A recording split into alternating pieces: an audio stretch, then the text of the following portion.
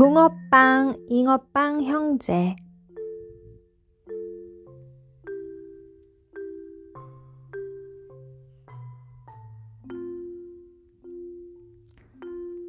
남동생 승아가 우리 학교 병설 유치원에 입학했다. 그래서 요즘 엄청 신경 쓰인다. 동생을 챙기는 게 힘들어서 이런 건 절대 아니다. 내가 얼마나 듬직한 형인지 알 사람은 다 안다. 승아도 나를 굉장히 잘 따르고 말이다. 하지만 승아랑 등교하는 건 정말 조마조마한 일이다. 오늘도 친구들이 성가신 질문을 할까봐 가슴이 콩닥거렸다. 친구들이 동생 이름표를 못 보도록 숨기는 것도 한두 번이지 언젠가는 모두 알게 될 것이다. 승아도 언젠가는 물어볼 텐데 그땐 뭐라고 말해야 하지? 머리가 다 지끈거린다. 3교시 수업이 끝났을 때 누나가 나를 불렀다. 박준아, 네 동생 왔어. 나는 화들짝 놀라 문을 쳐다봤다. 복도에 노란색 유치원복을 입은 승아가 서 있었다. 나는 재빨리 복도로 뛰어갔다. 여기 왜 왔어? 말도 없이 찾아온 승아를 보니 화가 났다. 승아는 뭐가 좋은지 해벌쭉 웃고만 있다. 친구들이 승아 이름표를 보면 어쩐담? 나는 승아 손을 잡고 계단으로 끌고 갔다. 승아가 내 걸음을 따라잡지 못하고 철퍼덕 넘어졌다. 승아는 바보처럼 엉엉 울고만 있었다.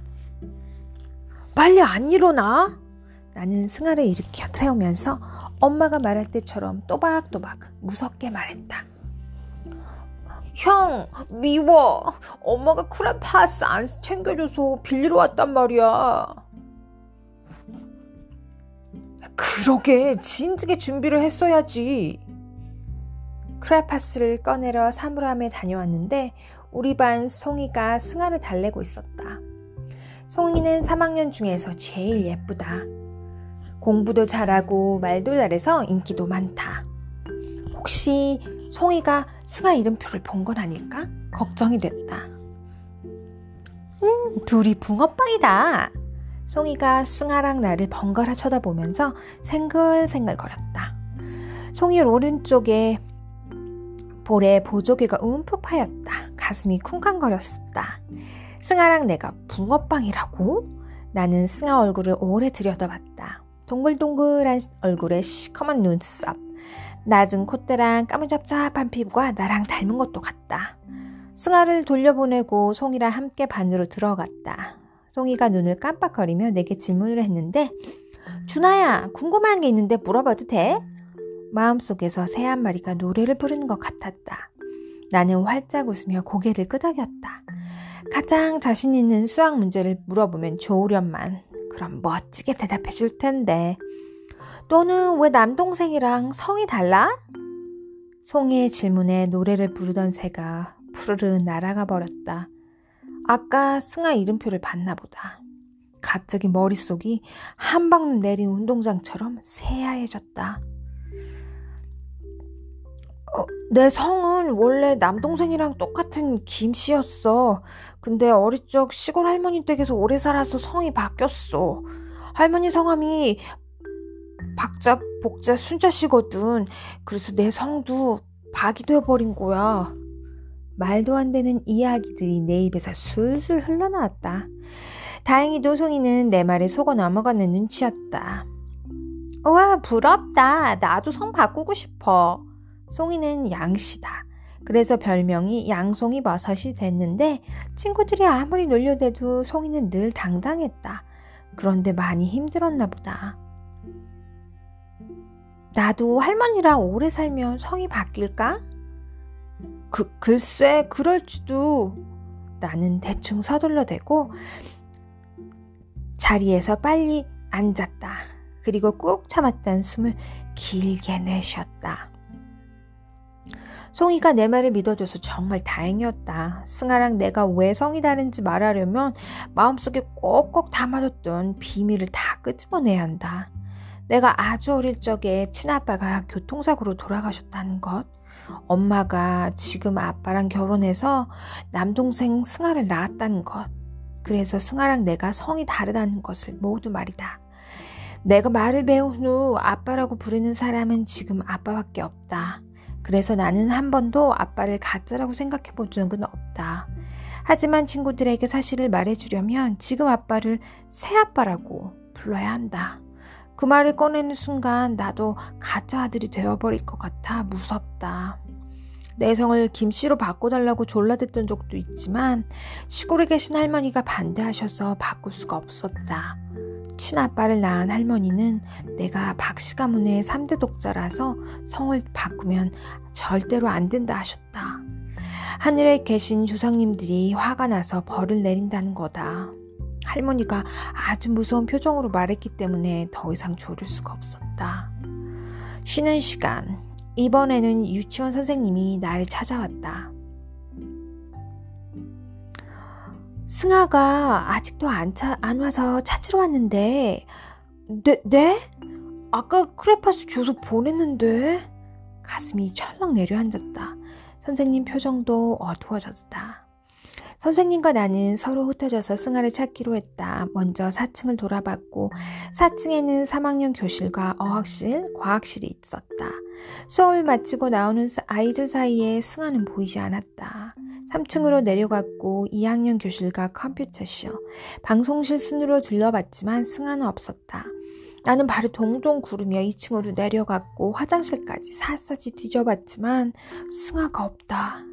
눈물이 찔끔 삐져나오려고 한다. 나는 한숨을 쉬며 창밖을 내다봤는데 그때 생태 연못에 노란색 옷을 입은 꼬마가 쪼그려 앉아있는 게 보였다. 등을 돌리고 있어서 얼굴은 보이지 않았지만 승아가 분명했다. 나는 재빨리 연못으로 뛰어가 승아야, 김승아! 승아가 뒤를 돌아보며 형, 너 여기서 뭐해? 유치원 가려는데 길을 잃어버렸어, 형. 이거 봐, 잉어들이 정말 크지? 새끼도 있어. 연못 안에는 알록달록 고운 옷을 입은 잉어들이 헤엄치고 있었고 그때 승아가 뜬금없이 이렇게 말했다. 잉어들은 좋겠다. 이름도 없으니까 성이 왜 다리냐는 질문도 받지 않을 거잖아.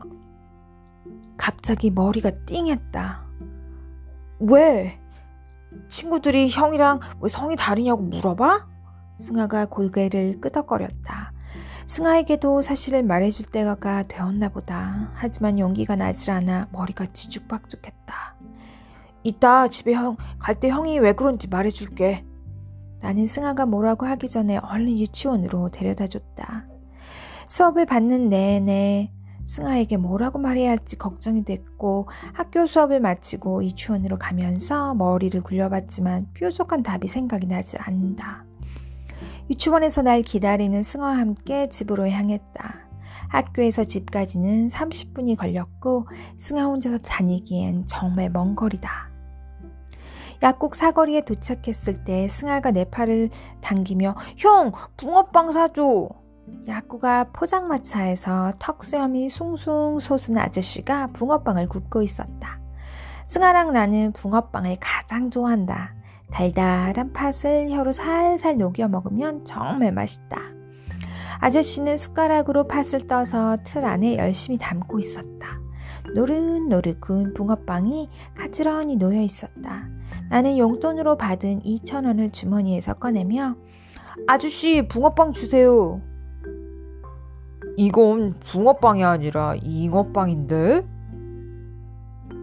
아저씨가 손가락으로 종이봉투를 가리켰다. 황금 잉어빵 출시라고 써 있었다. 잉어빵은 붕어빵이랑 생김새가 똑같았다. 뱃속에도 단팥 앙금으로 꽉 차 있었고 냄새도 붕어빵처럼 고소했다. 그런데 왜 잉어빵이라고 부르는 건지 모르겠다. 붕어빵이랑 똑같이 생겼는데 왜 잉어빵이라고 불러요? 그냥 이름만 다르지. 둘이 형제야, 형제. 아저씨가 붕어빵, 아니 잉어빵을 뒤집으면서 너털 웃음을 터뜨렸다. 생김새도 뱃속에 팥을 뿜고 있는 것도 똑같은데 다른 이름으로 불리는 잉어빵이 나처럼 느껴졌다. 우리는 붕어빵을 한 손에 들고 집으로 걸어갔다. 내가 잉어빵에 바삭바삭한 테두리를 깨짝깨짝 뜯어먹으니까 승아도 날 따라했다. 갑자기 승아가 나를 부르며 형아 응? 붕어빵이랑 잉어빵도 아빠가 다른가 봐. 둘 다 이름은 어빵인데 성이 둘 다 이름은 어빵인데 성이 붕이랑 so funny. 성이 붕이랑 잉인 걸 보면 말이야. 이거 너무 웃겨서 읽다가 웃음이 터지고 말았네요. 숨이 턱 막히는 것 같았다. 너 알고 있었어? 옛날에 형이랑 시골 놀러 갔을 때 할머니가 하는 말 다 들었어 뭐. 승아가 나에게 혀를 쏙 내밀었다. 나는 승아 머리를 쓰다듬었다. 그러곤 잉어빵을 한 입에 쏙 넣어버렸다. 승아도 나를 따라 잉어빵을 입속에 우겨 넣었다. 우리는 보고처럼 빵빵해진 서로의 볼을 쳐다보며 키득거렸다. 달달한 팥이 입안에 한가득 퍼졌다. 네, 제가 이 부분을 읽다가 정말 웃음이 말 그대로 빵 터졌는데요. 그래서 승아가 그 붕어빵과 잉어빵 모양은 똑같은 빵을 포장마차에서 아저씨가 팔고 계시는데 왜 얼굴 똑같이 생겼는데 왜 성이 다르냐. 그래서 성이 붕이고 이름이 어빵. 잉어는 성이 잉이고 이름은 어빵. 이라고 이름은 어빵인데 성이 붕이랑 잉인 걸 보면 말이야 라고 말을 해서 이게 갑자기 이 발음상에서 어빵 그리고 붕, 잉 이게 너무 웃겼습니다. 굉장히 재밌는 책이에요. 붕어빵, 잉어빵이라는 이 이름을 통해서 이 성이 다른 한쪽 성이 다른 두 형제 이야기를 그렸는데요. 왜 이 이야기가 성립이 될 수 있냐면 우리 한국 말 표현 중에 죄송해요. 제 마이크가 잘 셋업이 한국말 표현 중에 얼굴이 이제 닮은 주로 이렇게 얼굴이나 어떤 형상이 굉장히 닮고 가까운 모습일 때 붕어빵이라고 불렀어요. 근데 제가 이 생각을 잠깐 해봤는데 붕어 그 생선의 모습이라서가 아니라 이 붕어빵을 구울 때 이 양쪽 면이 똑같이 이렇게 붕어의 모습이거든요. 그러니까 입체적으로 한쪽 면만 붕어의 모습이 아니라 양쪽이 똑같이 물고기 모양이라서 보통 다른 면이 똑같은 모양이라서 아마 그런 표현이 생긴 것 같아요. 붕어빵. 그래서 보통 우리가 가족끼리 특히나 쟤는 아빠랑 정말 똑같이 생긴 닮은 아들을 봤을 때 넌 정말 아빠랑 붕어빵이구나. 그런 표현을 쓰죠. 누나하고 동생이 얼굴이 정말 비슷하게 생겼을 때, 많이 닮았을 때, 정말 너희 자매는 아니면 오누이는 붕어빵이구나. 그런 표현을 실제로 왕왕 쓰는 것 같아요. 많이들. 저도 사실 이런 표현을 쓴 적이 있거든요. 너무 닮았을 때 완전 붕어빵이야. 이런 식으로 표현을 하죠.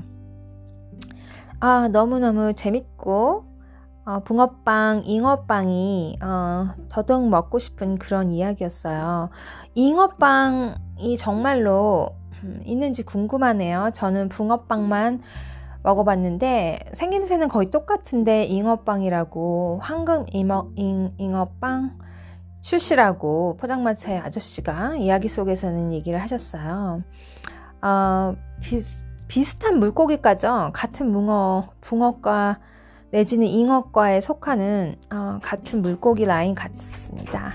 오늘도 즐겁게 붕어빵, 잉어빵 형제 이야기 들으셨으면 좋겠고요. 제가 다음 시간에 또 즐거운 길거리 음식 먹거리 그리고 12살의 임진왜란 계획하고 있으니 기대 많이 해주세요. 그러면 오늘 하루도 즐거운 하루 되시고요. 안녕.